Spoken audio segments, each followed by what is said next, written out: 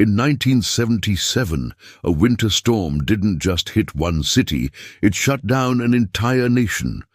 Across the United States, people still remember the stories, not because they watched it on TV, but because they heard it later. From their fathers, their mothers, their grandparents, stories told at dinner tables, stories that always ended the same way. You've never seen cold like that. Highways vanished. Towns went silent. Cars froze where they stopped. From New York to the Midwest, the country learned how fragile normal life really was during what history now calls the blizzard of 1977. Some people remember being children, staring out frost-covered windows. Some remember parents burning furniture to stay warm. Some remember neighbors who never made it out. And yet, hidden on the rural edge of a small American town, one family survived when almost everything else failed. Not because they were lucky, not because help arrived early, but because their house was built differently. And because they understood winter in a way most people no longer did. This is not just a story about snow. It's a story about how Americans once lived, how they endured, and how, when the world went completely quiet in 1977, one family proved that survival didn't come from speed or technology, but from patience, preparation, and respect for the cold. If your parents ever mentioned that winter, if your grandparents ever paused when they talked about snow, this is the story they were remembering. And if this story feels familiar, if it reminds you of something your parents or grandparents once talked about, then you're in the right place. Take a moment to like this video. It helps these forgotten stories reach more people who still remember. And subscribe if you want more real winter stories, quiet survival, and true moments from America's past, told the way they were lived, not dramatized. These stories don't shout. They wait for the right people to listen. No one in Western New York woke up that January morning thinking history was about to pass through their front door. It was just another cold day, the kind people were used to. Snow was normal. Wind off Lake Erie was normal. In places like East Aurora, winters weren't something you feared. They were something you endured, joked about, complained about, and then moved on from. Parents scraped windshields. Kids pulled wool hats low over their ears. Store owners unlocked their doors like they always did. The radio said snow was coming. It always did. By mid-morning, the town still felt alive. Pickup trucks rumbled down Main Street. The local market stayed open, its front windows fogged from the warmth inside. Shelves were full enough that no one rushed. Milk crates stacked near the back. Bread sat untouched. No panic, no lines, no urgency. Older folks noticed something, though. The wind wasn't loud yet. It was steady, persistent. It didn't gust and stop. It pushed, like it had somewhere to be. Snow didn't fall straight down.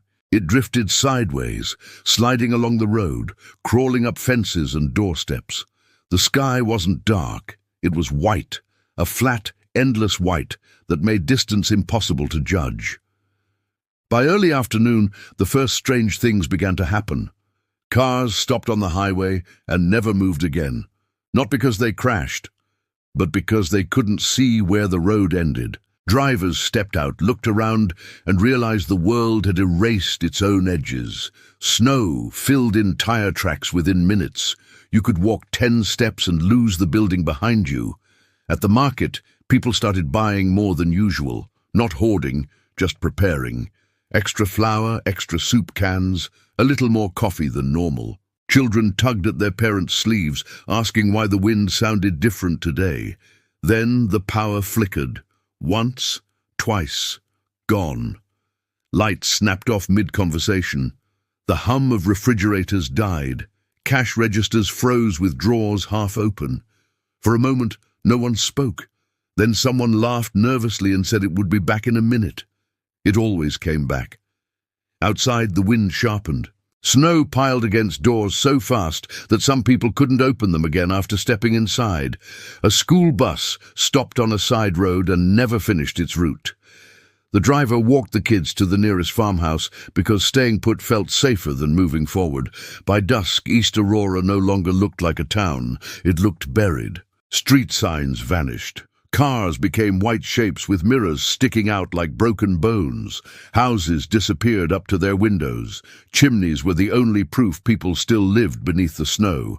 The town siren tried to sound once, then went quiet, choked by ice. Inside homes, families gathered in rooms they usually ignored.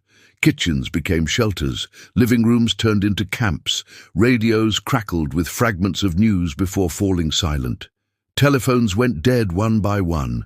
Neighbors shouted across snowbanks, promising to check on each other tomorrow, not knowing tomorrow might not arrive the way they expected. Children sensed it before adults admitted it. This wasn't normal.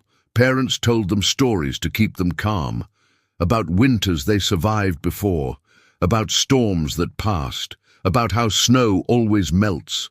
But when the windows started freezing from the inside and the wind pressed so hard it felt alive, even grown men stopped pretending everything was fine. That night, the town disappeared completely. No cars, no lights, no sound except the wind. Snow filled alleys, climbed walls, sealed doors. Roofs groaned under weight they weren't built to carry. Flat-roofed buildings sagged. Barns collapsed quietly, as if embarrassed to make noise.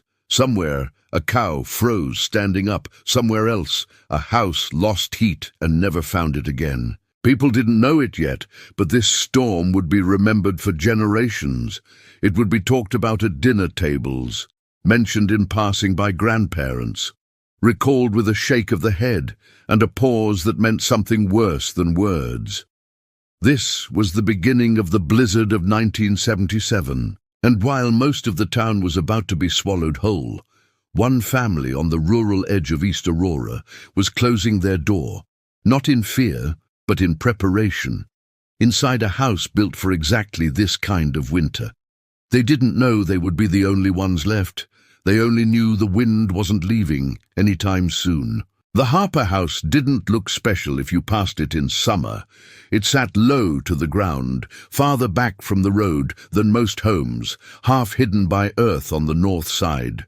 The roof curved gently instead of stretching flat, and the walls were thicker than usual, packed with layers of timber, soil and straw from the family's own land. People had commented on it before. Some joked it looked more like an old root cellar than a proper house. Others said it felt unnecessary, old-fashioned, even strange. That winter night it became something else entirely. While wind tore across open fields and slammed into upright farmhouses, it slid over the Harper home instead. Snow didn't stack on the roof. It rolled, drifted, fell away. The house didn't fight the storm. It accepted it, and that made all the difference. Inside, the temperature barely dropped. Not warm in a modern sense, not comfortable, but livable. The father, Tom Harper, had built the house himself years earlier, borrowing ideas from older structures he'd seen as a boy. Storm cellars, earth-covered barns, native winter shelters that used the ground itself as insulation. He believed in slow heat and thick walls. He didn't trust electricity alone. When the power went out, there was no panic. He just stood up, walked to the stove, and fed it. The wood stove had been burning since October. Oak, maple, anything that had been split and stacked behind the house all summer. Tom never let the fire go out completely in winter. Even at night, a bed of embers stayed alive, waiting. When the storm sealed the world shut, the stove became the heart of the house. The family gathered around it without being told. The mother, Ellen, pulled the children close and wrapped blankets around their shoulders. The grandmother sat nearest the heat, hands folded, eyes half closed, listening to the sound of wind pressing against earth. She'd lived through winters before electricity. She knew this sound. She trusted it more than silence. Outside, the storm raged. Inside, the house breathed slowly. Snow pushed up against the walls, but the walls didn't move. The north side of the house disappeared entirely, buried under white, yet the interior stayed steady. The south-facing windows were small and deep-set, protected by overhangs that kept snow from sealing them shut. Even when daylight faded into a pale blur, a soft glow still reached inside. That first night, they inventoried everything, not out of fear, out of habit. Canned food lined the shelves. Potatoes and carrots slept beneath the floor in the root cellar. Flour sat in sealed bins. Beans, rice, dried apples. Enough for weeks if they were careful. Water barrels stood full in the corner, filled before winter from a nearby hand pump Tom had insisted on keeping even after indoor plumbing arrived. The children asked questions. Why wasn't the house cold like the others? Why wasn't the wind loud inside? Why didn't the lights come back on? Tom answered simply. No drama, no speeches. He explained how the ground held heat, how the roof shape mattered, how storms always look stronger when you fight them instead of working with them. The kids didn't understand everything, but they understood one thing clearly: they were safe. Across town, things were not the same. Roofs began to sag under the weight of drifting snow. Some collapsed without warning, folding inward like paper. Houses built high and exposed lost heat fast. Furnaces failed. Pipes froze and burst. Families huddled in single rooms, burning furniture to stay warm, listening for help that couldn't reach them. No plows came, no trucks. Roads no longer existed. But the Harpers didn't know that yet. They only knew that morning came slowly, filtered through snow and cloud, that the stove still burned, that breakfast could be made, that the house felt solid beneath their feet. When Tom finally opened the door just a crack, snow pressed back like a living thing, piled higher than the handle.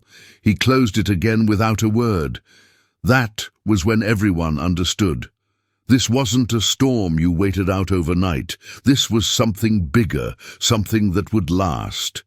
The radio stayed silent. The wind did not ease.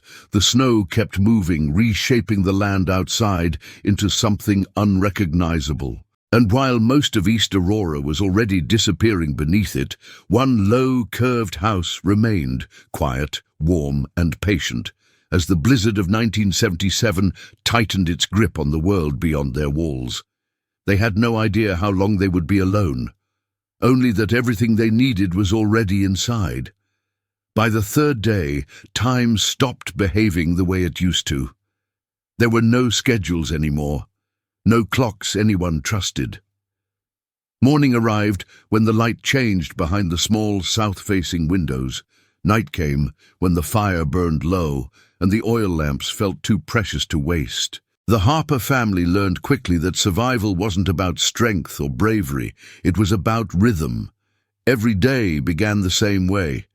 Tom woke before anyone else, not because he had to, but because habit is harder to freeze than bone. He checked the stove, stirred the embers back to life, and added one carefully chosen log. Never two. Wood wasn't burned for warmth alone. It was burned for tomorrow as well. Ellen handled water. Snow was shoveled from just outside the door, scooped into heavy pots, and placed on the stove to melt slowly. Fast heat wasted fuel. Slow heat saved it. The children watched the transformation every day, learning without realizing it that water doesn't appear by magic. It takes work. It takes patience. It takes fire.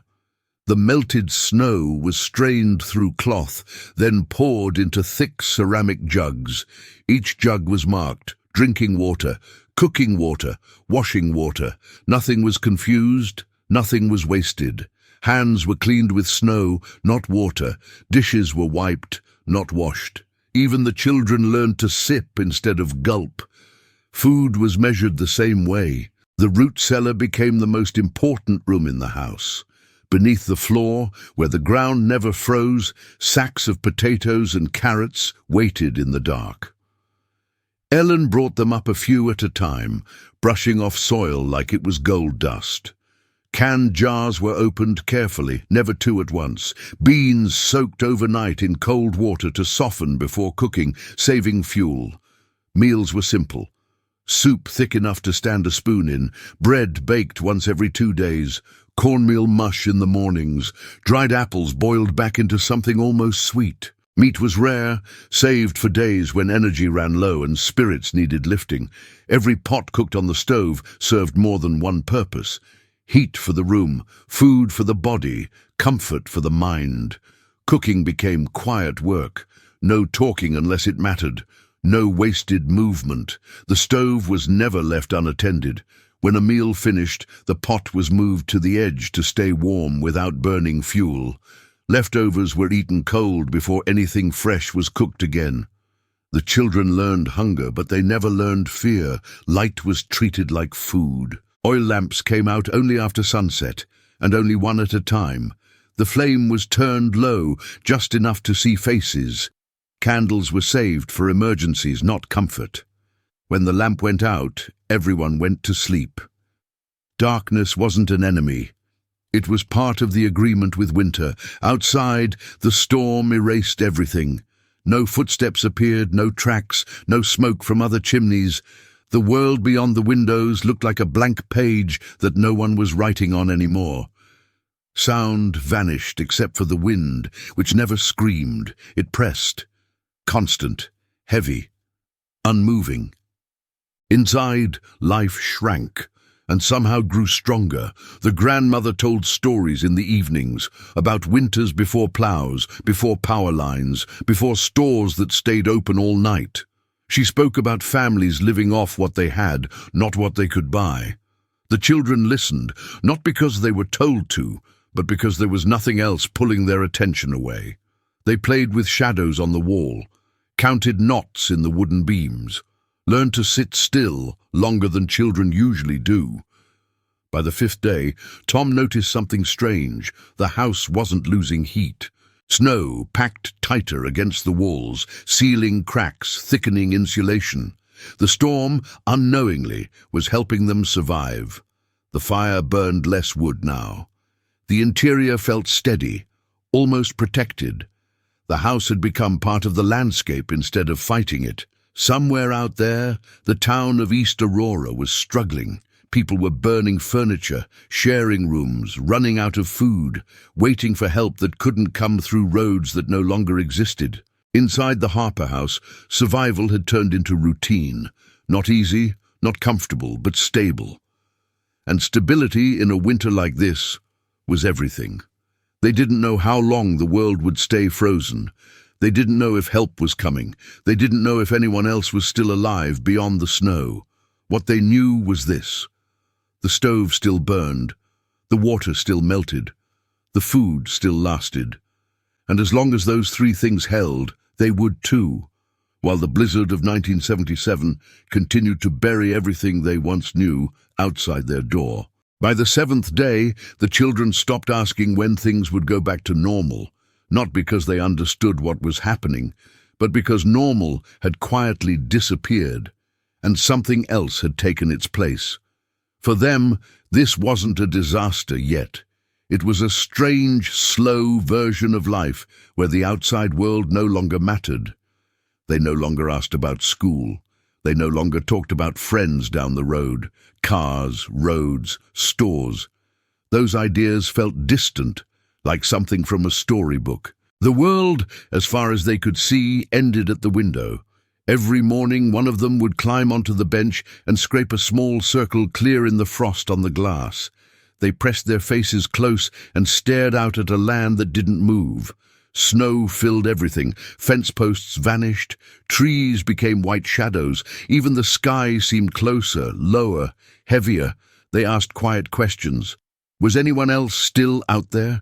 Did snow ever stop falling? What happens if spring never comes? No one answered right away. Right. Adults learn that sometimes silence is kinder than false certainty. The grandmother understood the children best. In the evenings, when the stove settled into a steady glow and the oil lamp flickered low, she told them stories, not to distract them, but to place them somewhere larger than fear. She talked about winters from her childhood, about walking miles for flour, about sleeping in coats, about storms where families stayed inside for weeks and came out thinner, quieter, but still together. She didn't make it sound heroic. She made it sound normal, and that mattered. The children listened, wide-eyed, imagining a world where this kind of living was common, where people expected winter to test them, where survival wasn't dramatic, it was patient. Days blurred together. They learned the sound of the house, the gentle pop of wood in the stove, the low whistle of wind sliding over the roof, the way the floor felt warmer near the fire, the way the walls seemed to press inward at night, not threatening but protective, like the house was holding its breath with them. They played quiet games, shadow figures on the wall, counting how many logs were left, guessing which day of the week it was, even though none of them knew for sure. Once one of the children asked if the world had ended. Ellen paused before answering. She didn't say no. She said, "The world does this sometimes. It goes quiet. Then it comes back." That answer stayed with them. Outside, the silence was complete. No birds, no engines, no voices. The snow didn't sparkle anymore. It hardened, drifted into shapes that looked permanent. It felt like the land had chosen a new form and wasn't interested in changing it back. Inside, the family adjusted without realizing it. They spoke less, but listened more. They ate slower. They slept longer. The children grew calmer, not because they felt safe in the way adults understand safety, but because nothing kept surprising them anymore. Fear feeds on suddenness. This life had none. One night the wind finally eased, not stopped, just softened. Tom noticed first. The pressure against the walls felt lighter. The stove burned longer on less wood. When he opened the door a fraction, snow still stood high, but the air didn't fight him the way it had before. The children sensed the change too. Something had shifted. They didn't know that beyond the drifts, rescue crews were struggling forward. They didn't know that radios in other places had begun to speak again. They didn't know how close help was, or how far. All they knew was that their small world had held. And whatever this winter was, whatever name history would later give it, it had not taken them. Not yet. Somewhere beyond the walls of that quiet, earth-sheltered house, the blizzard of 1977 was finally loosening its grip. The children didn't know they were living through something their own grandchildren would one day ask about. They only knew that when the world went silent, their family stayed. It happened so quietly that at first no one trusted it. A faint sound slipped through the static, thin, broken, almost imaginary. The radio, which had sat useless for days, crackled like it was waking from a long sleep. Tom froze where he stood. No one spoke. Even the children felt it, that sudden tightening in the air when something long awaited might finally arrive. Then the voice came again, weak, strained, human. National Guard units, Western New York, reaching outskirts. The words didn't land all at once. They arrived slowly, like snow melting one drop at a time. Ellen covered her mouth. The grandmother closed her eyes. The children didn't cheer. They watched the adults, searching their faces for meaning. Help was real again. Not close, not immediate, but real. For the first time since the storm began, the world beyond the walls spoke back. That night no one slept much. Not from fear, from release. The kind that loosens muscles you didn't realize were locked. The stove burned steady. The oil lamp stayed lit longer than usual. They talked softly, remembering neighbors, wondering who else had made it, who might still be trapped beneath the snow. Morning brought a different kind of light. The wind had faded to a whisper. Snow no longer moved. It rested. The land felt exhausted, like it had spent everything it had. Tom opened the door wider than he had in days. Snow stood almost to his chest, packed hard, sculpted by time and pressure. Digging began, not frantic, not desperate, measured. Each shovel of snow felt heavier than the last. The children helped where they could, carrying small loads, laughing when they slipped. It was the first laughter that didn't feel borrowed from another time. The sound echoed strangely in the open air, as if the land itself wasn't used to hearing it anymore. Hours later, they saw it.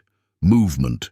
Far down what used to be a road, dark shapes pushed through white. Men in heavy coats, military vehicles crawling forward like tired animals, flags on antennas barely moving in the cold air. Rescue had arrived, not dramatically, not all at once, but stubbornly, inch by inch. When the first guardsman reached the Harper house, he stopped and stared. The chimney was smoking, the door opened, people were standing, alive, warm. Behind him, the town of East Aurora looked nothing like a town anymore. Houses were buried to their windows. Some roofs had collapsed completely. Cars lay frozen where they'd been abandoned days earlier. Streets were gone, replaced by white corridors carved by machines. The guard asked simple questions. How long had they been without power? Did anyone need medical help? How had the house stayed warm? Tom answered quietly. He didn't boast. He didn't explain much. He just said they'd built for winter, and winter had come. As the family was escorted toward the relief station, they looked back once. Their house didn't stand tall like a victory.